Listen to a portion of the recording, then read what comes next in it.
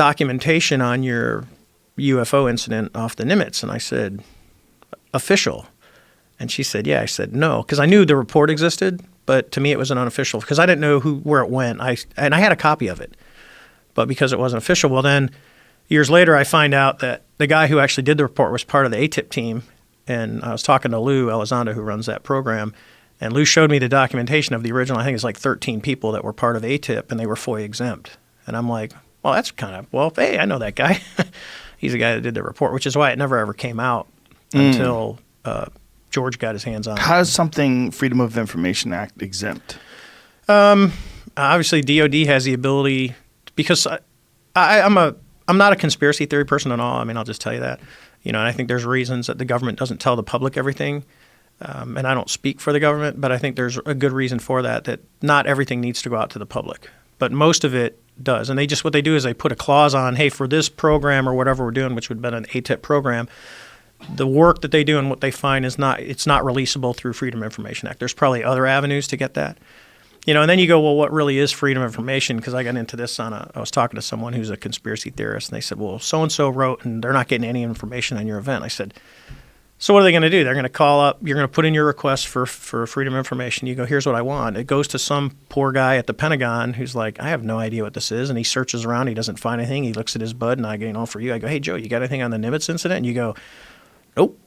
And I go, okay, well, I didn't find anything. I looked. I did my due diligence, but I'm not going to spend the next 6 months of my life doing your research project for you. Right. So and you get nothing, and then you assume the government's covering up when the government really isn't. They just, the guys doing the research doesn't know where it's at or doesn't have access to it. So. Makes sense. Jamie, we have the video? Okay. Here we go. Now, explain what are we seeing and why are we seeing it in this particular shade? So we'll just kind of go around. So if you look at the OPR is operate in the top left corner. NAR is narrow field of view, which is zoomed in. IR at the top middle, it means it's in infrared mode. So instead of seeing color, you're seeing temperature variations. Okay. And these things are extremely sensitive to in like tenths of degrees. They will tell you the difference to color. So it'll go from black to white. So in this case, white is hot. So if you look down in the bottom left corner, it says WHT.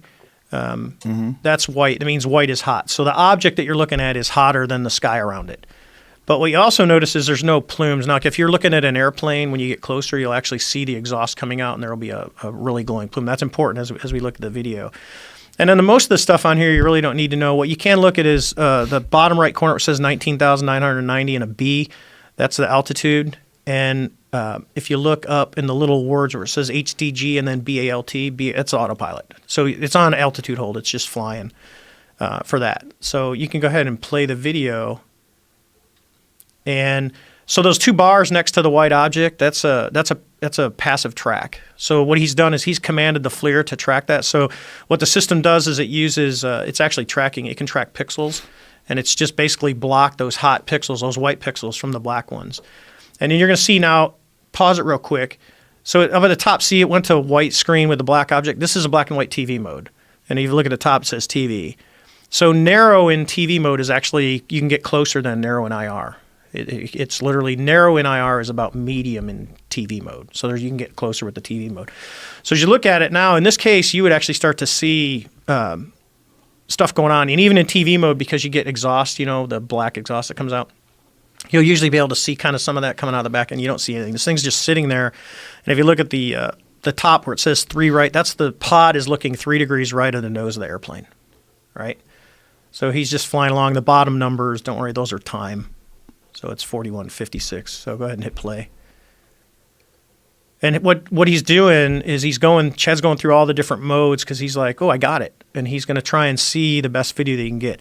Now, there's rumors that this video is like 10 minutes long. No, what you're looking at is the entire video. Now, notice where it says 99.9. So hit pause real quick.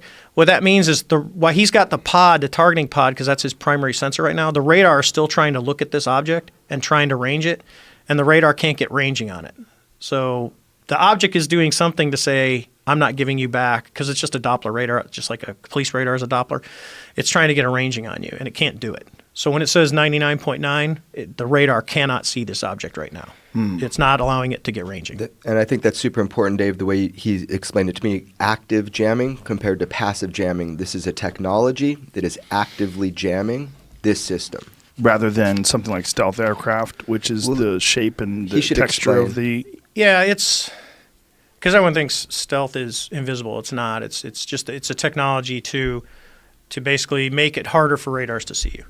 You know, and that's the whole thing. You know, if you look at airplanes that are nose on are harder to see than airplanes at the side. It's kind of like think of a barn door. If you're looking at the whole barn door, it's really easy to see. If I turn the barn door sideways where it's really thin, it's going to be a lot harder for you to see it. Got it. So that's the easiest, most basic way to look at this. So you keep going. You can play again. And you can look, the airplane is still sitting at 20,000 feet. It's doing 250 knots. He's going to go through different modes and try and lock it. And it's just kind of sitting, and all of a sudden, as the video goes on, I think it's a minute and a half long. See, it's going to try and reacquire. It recenters the pod. So it's slowly drifting to the left. The Hornet is still going the same heading, just kind of hanging out. And they're just filming this thing.